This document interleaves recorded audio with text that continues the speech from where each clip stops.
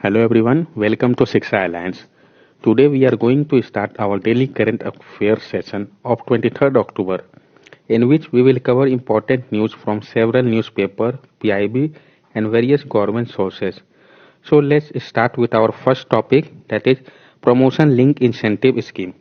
To make India a manufacturing hub, the government recently announced the PLI scheme for mobile phone, pharma product and medical equipment sector. तो India को manufacturing hub बनाने के लिए government ने recently announce किया production link incentive scheme mobile phone, pharma product और medical equipment sector के लिए।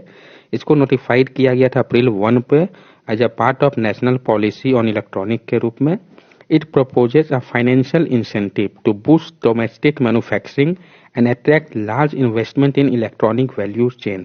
ये जो था प्रपोज कर रहा था कि फाइनेंशियल इंसेंटिव देगा ताकि बूस्ट किया जा सके डोमेस्टिक मैन्युफैक्चरिंग को और अट्रैक्ट करे large investment electronic value chain पे। इसका की फीचर्स क्या है? The scheme shall extend an incentive of 4 to 6% on incremental sale of goods manufactured in India and cover under target segment to eligible company for a period of 5 years with financial year 2019-20 considered at the base year for calculation of incentive. तो ये जो scheme है वो extend कर रहा है कि incentive देगा 4 से 6% का इंक्रीमेंटल सेल पे गुड्स जो कि मैन्युफैक्चर हो रहे हैं इंडिया पे और कवर होंगे अंडर टारगेट सेगमेंट में। एलिजिबल कंपनी जो होंगे वो 5 साल के लिए फाइनेंशियल ईयर 2019-20 को माना जाएगा बेस ईयर कैलकुलेट करने के लिए इंसेंटिव को। जो स्कीम है वो इम्प्लीमेंट किया जाएगा एक नोडल एजेंसी के द्वारा जो कि एक्ट करेगा प्रोजेक्ट मैनेजमेंट एजेंसी के रूप में और वो रिस्पॉन्सिबल होगा प्रोवाइड करने के लिए सेक्रेटेरियल, मैनेजरियल और इम्प्लीमेंटेशन सपोर्ट। साथ साथ वो कैरी करेगा अदर रिस्पॉन्सिबिलिटी जो कि उसको असाइन किया जाएगा मीटी के द्वारा समय समय पर। अब ये प्रोडक्शन लिंक इंसेंटिव स्कीम का पिक चेक सकते हैं।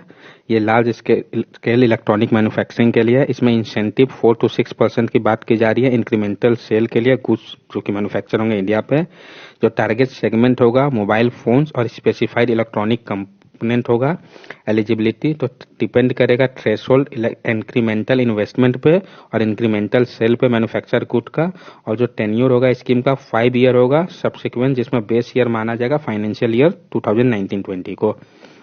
एलिजिबिलिटी जो होगा तो according to scheme company that make mobile phone which sell for ₹15,000 और more will get an incentive of up to 6% on incremental sale of such mobile phone made in India. तो इस scheme के तहत जो company mobile phone बनाएगी जिसके price जो है 15,000 व उससे ज़्यादा होगा उसको इंसेंटिव मिलेगा अप टू 6% का इंक्रीमेंटल सेल पे। वैसे सारे फोन जो कि इंडिया पे बनेंगे। In the same category company which are owned by Indian national and make such mobile phone the incentive has been kept ₹200 crore for next 4 year. और उसी कैटेगरी में जो कंपनी जिसको कि ओन कर रहा है इंडियन नेशनल वो अगर मोबाइल फोन बनाएगा तो इनको इंसेंटिव जो है वो ₹200 करोड़ का मिलेगा नेक्स्ट 4 ईयर के लिए। All electronic manufacturing company which are either Indian or have registered unit in India will be eligible to apply for this scheme. सारे इलेक्ट्रॉनिक मैन्युफैक्चरिंग कंपनी जो कि आइदर इंडियन हो व रजिस्टर यूनिट हो India के वो एलिजिबल होंगे इस स्कीम के लिए। This company can either create a new unit or seek incentive for their existing unit from 1 or more location in India. ये जो कंपनी है चाहे तो नया यूनिट बना सकते हैं व इंसेंटिव ले सकते हैं एग्जिस्टिंग यूनिट में भी एक से अदर लोकेशन से इंडिया के। लेकिन जो इंसेंटिव कंपनी को दिया जाएगा वो लैंड और बिल्डिंग प्रोजेक्ट के लिए नहीं होगा। अब न्यूज़ पे ये क्यों आया? तो जो गवर्नमेंट है वो कंसीडर कर रहा है कि वो बढ़ाएगा जो प्रोडक्शन लिंक इंसेंटिव स्कीम है वो 7 और 8 मोर सेक्टर्स को इसके अंदर इंक्लूड करने का सोच रहा है। नेक्स्ट टॉपिक है हमारा इन्फोडेमिक। तो इन्फोडेमिक है क्या? तो infodemic implies too much information including false or misleading information particularly on social media. तो इन्फोडेमिक जो है वो इम्प्लाई करता है बहुत ज़्यादा इन्फॉर्मेशन जिसमें कि फॉल्स और मिसलीडिंग इन्फॉर्मेशन होता है पार्टिकुलरली सोशल मीडिया पे। It has led to confusion, risk taking and ultimately mistrust toward government and the public health response. इसके कारण confusion, risk taking व ultimately mistrust बन जाता है गवर्नमेंट के ऊपर और पब्लिक हेल्थ रिस्पॉन्स के ऊपर। न्यूज़ पे क्यों आया? तो मैनेज करना इन्फोडेमिक को वो एक सीरियस चैलेंज बन गया है कोविड-19 पेंडेमिक के समय। ये जो चीफ साइंटिस्ट है वर्ल्ड हेल्थ ऑर्गेनाइजेशन का उनका कहना है। अब WHO का फ्रेमवर्क जो है इन्फोडेमिक को लेके, WHO has a framework for managing the corona virus infodemic. WHO उसके पास फ्रेमवर्क है मैनेज करने के लिए कोरोना वायरस इन्फोडेमिक को लेकर। Infodemiology is now acknowledge for public health organisation and the WHO as an important emerging scientific field and critical area of practice during a pandemic.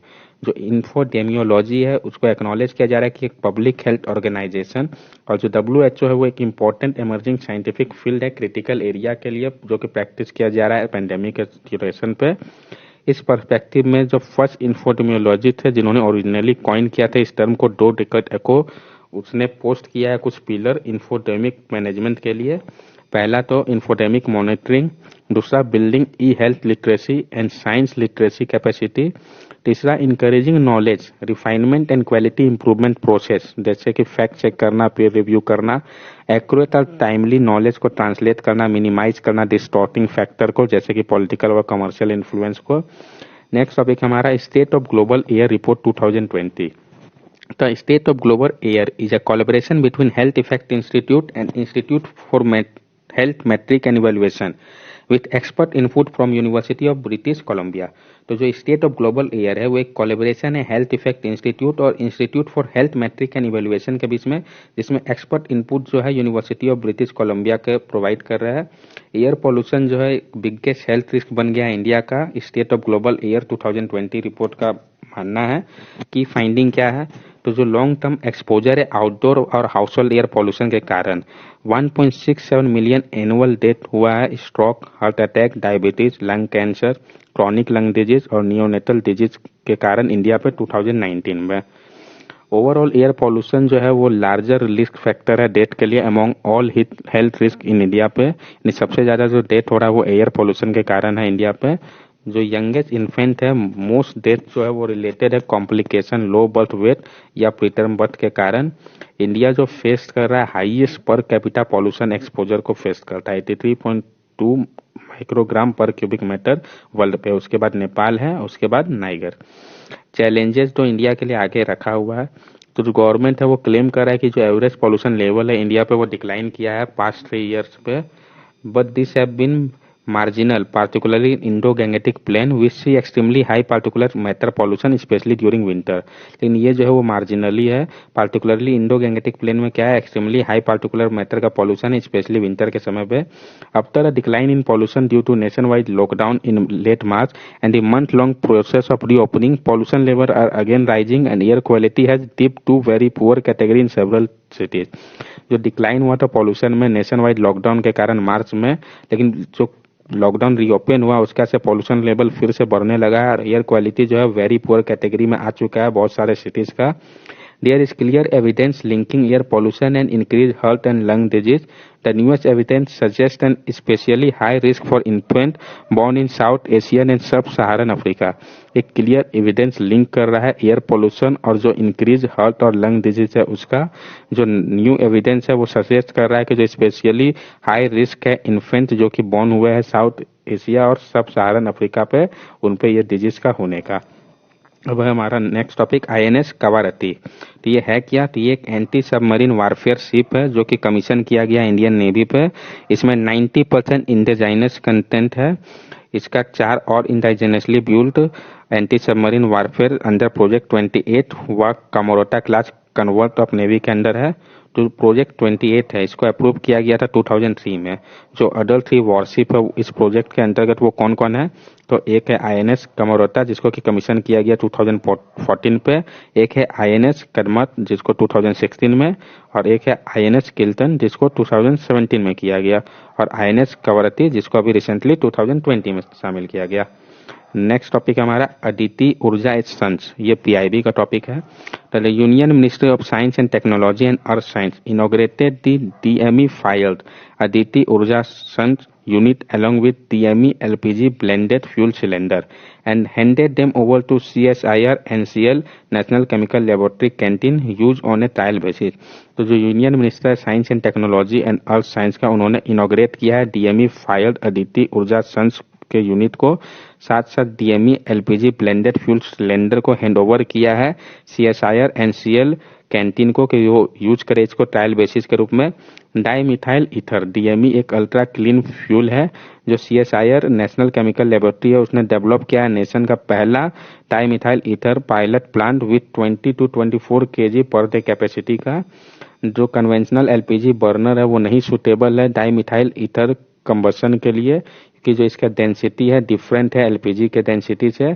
इस issue को address करने के लिए सीएसआईआर और national chemical laboratory ने अदिति उर्जा sons के साथ आया, जो कि एक हेल्पफुल इनोवेटिव सेटअप है। जो न्यू बर्नर होगा वो इस तरीके से डिजाइन किया गया है कि वो फैब्रिकेट है नेशनल केमिकल लेबोरेटरी के द्वारा डाई मिथाइल ईथर को यूज करने के लिए। अब जो di methyl ether LPG blended mixture और ये एलपीजी कंबशन जो है दोनों पे काम करेगा। साइलेंट फीचर क्या है इस डिजाइन बर्नर का, तो जो न्यू डिजाइन है वो इफिशियंट है बोथ डाई मिथाइल ईथर और blended of di methyl ether and LPG. जो नोबल डिजाइन है वो फ्लेक्सिबल एयर इनग्रेस पर बेस्ड है। जो नया नोजल डिजाइन है वो एलो करेगा कि ऑप्टिमम ऑक्सीजन इंग्रेस हो कंबशन के लिए। जो एंगल होगा जिसमें कि नोजल को प्लेस किया गया वो मैक्सिमाइज हीट ट्रांसफर करेगा अक्रॉस द यूटेंसिल के। Optimum flame velocity can be obtained, और जो फ्लेम का वेलोसिटी है वो ऑप्टिमम ऑब्टेन किया जा सकता है। जो लेंथ होगा फ्लेम का वो हाई लो मीडियम होगा जिसको कि एडजस्ट किया जा सकता है अल्टर करके ऑक्सीजन के इंग्रेस को। जो एक्सपेरिमेंट है वो शो करता है कि ये इंक्रीज कर रहा है हीट ट्रांसफर रेट को साथ साथ। नेक्स्ट एस्टेरॉयड बेनू, तो रिसेंटली नासा का Osiris Rex spacecraft briefly touch किया है एस्टेरॉयड बेनू को, जहां से ये कलेक्ट करेगा सैंपल डस्ट का और पेबल्स का और डिलीवर करेगा उसको वापस अर्थ में 2023 पे। तो हम सबसे पहले जानेंगे ओसाइरिस रेक्स मिशन है क्या। तो Osiris Rex stand for origin spectral interpretation resource identification security regolith explorer. ये नासा का पहला मिशन है जो कि रिटर्न करे लेके आएगा सैंपल एंशियंट एस्टेरॉइड से। इसको लॉन्च किया गया था 2016 में और ये अपने टारगेट पे 2018 में पहुंचा था। जो डिपार्चर विंडो है मिशन का वो ओपन है पर 2021 तक के लिए। उसके बाद ये वापस 2 साल के बाद लेके इसको वापस अर्थ पे आएगा सैंपल को। अब एस्टेरॉयड बेनू, तो जो एस्टेरॉयड है उसको डिस्कवर किया गया था टीम जो था नासा फंडेड लिंकन नियर अर्थ एस्टेरॉयड रिसर्च टीम के द्वारा 1999 में। Scientist believe that it was formed in the first 10 million year of the solar system formation, implying that it is रफली 4.5 बिलियन ईयर ओल्ड।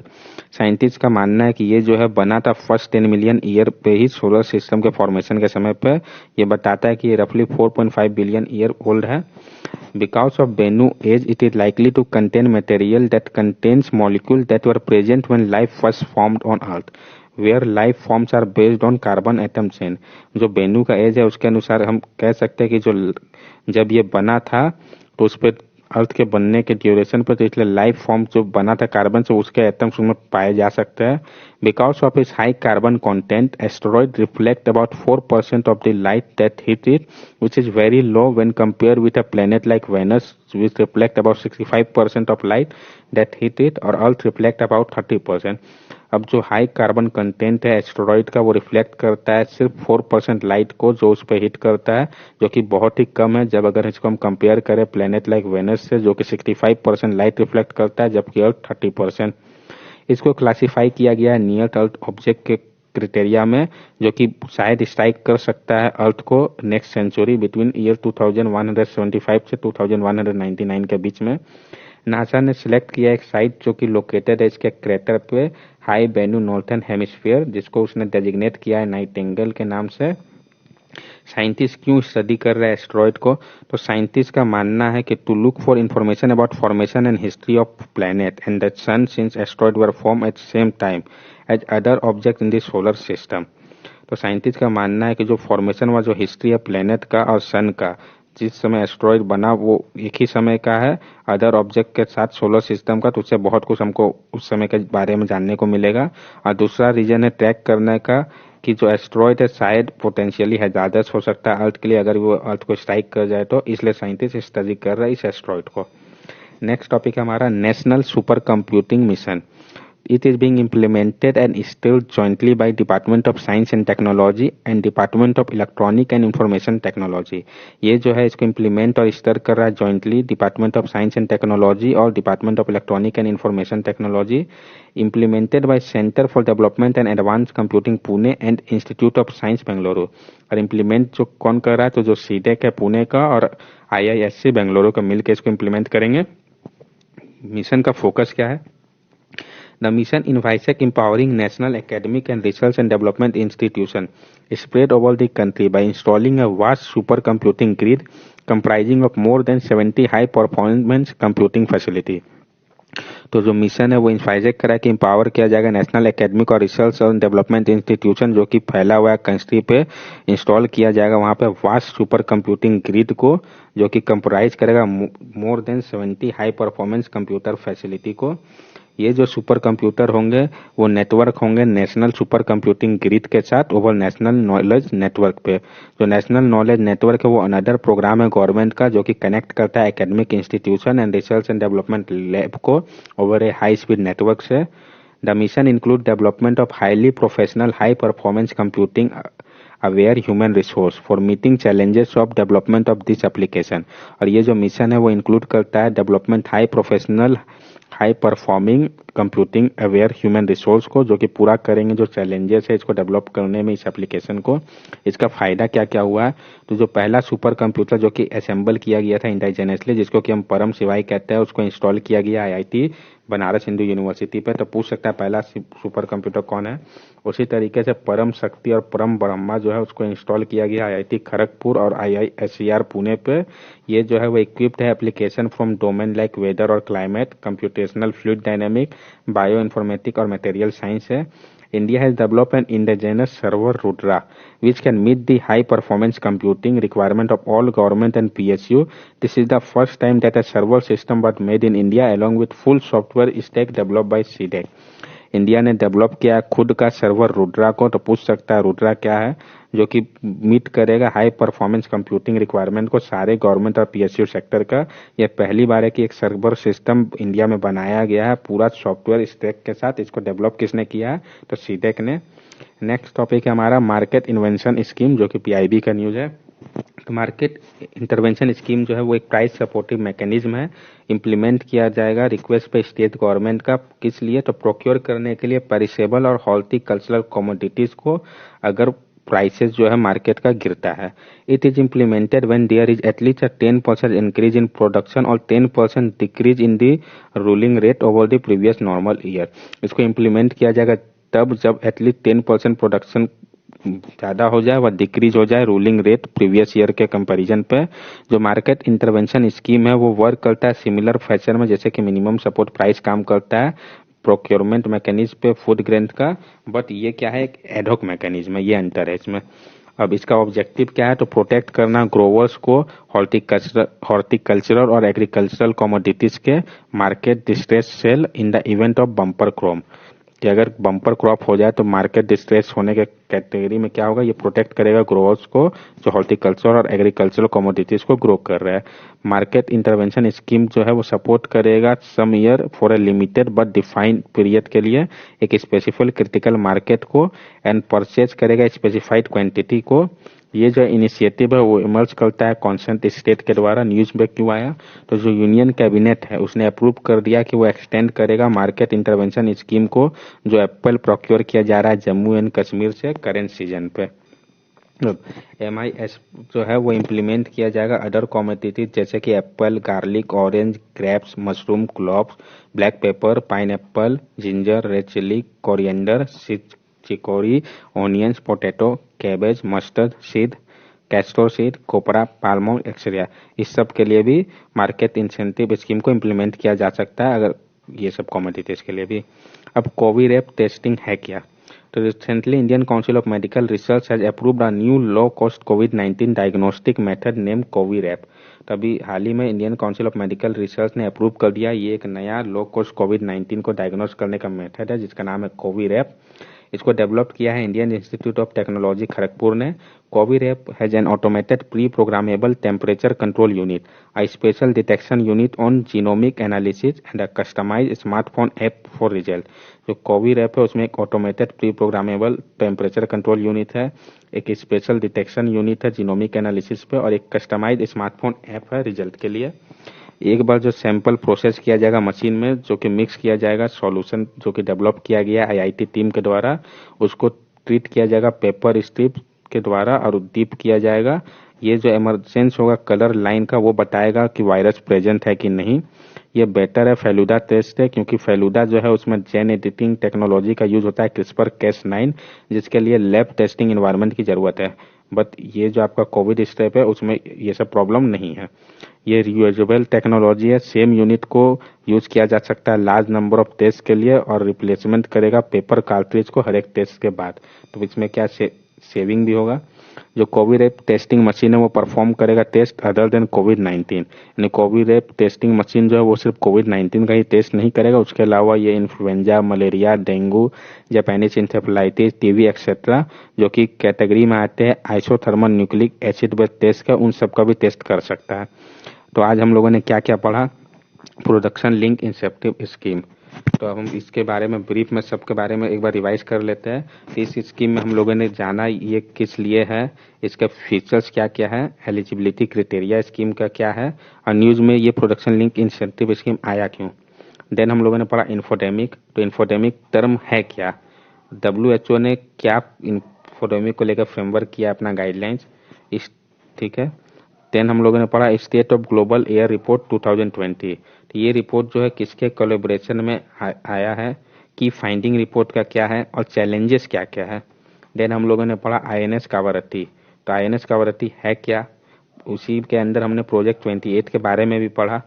आदित्य ऊर्जा संच जो कि PIB का news है, तो हम लोगों ने इसमें जाना इसे किसने इनॉग्रेट किया है, क्या ये स्कीम, और साइलेंट फीचर क्या है इसका। देन हम लोगों ने एस्ट्रॉइड बेनू के बारे में पढ़ा। तो इसके अंदर सबसे पहले तो हम लोगों ने जाना ओसारिस रेक्स मिशन के बारे में, उसके बाद इसको कब लॉन्च किया गया और इसका टारगेट क्या है। फिर हम लोगों ने एस्ट्रॉइड बेनू के बारे में भी जाना। देन आया हमारा नेशनल सुपर कंप्यूटिंग मिशन, इसमें हम लोगों ने जाना इसको इम्प्लीमेंट कौन कर रहा है, इसका मिशन क्या है, नेशनल सुपर कंप्यूटिंग मिशन का गेन क्या क्या हुआ हम लोग को। उसके बाद आया मार्केट इंटरवेंशन स्कीम, तो है क्या, कब इम्प्लीमेंट किया गया, इसका ऑब्जेक्टिव क्या है, न्यूज में क्यों आया, और इसके अलावा किस किस कमोडिटीज के लिए है। लास्टली हम लोगों ने पढ़ा कोविड टेस्टिंग के बारे में। तो इसको अप्रूव किसने किया, किसने डेवलप किया, है क्या कोविड ये, और इसके अदर यूजेस है कि नहीं है, और है तो क्या यूजेस है। That's all for today current affair. If you like our video then subscribe our channel, like the video and share it with your friend. ये हमारा सोशल मीडिया का लिंक है जहां आप हमसे जुड़ सकते हैं। Thank you and have a nice day.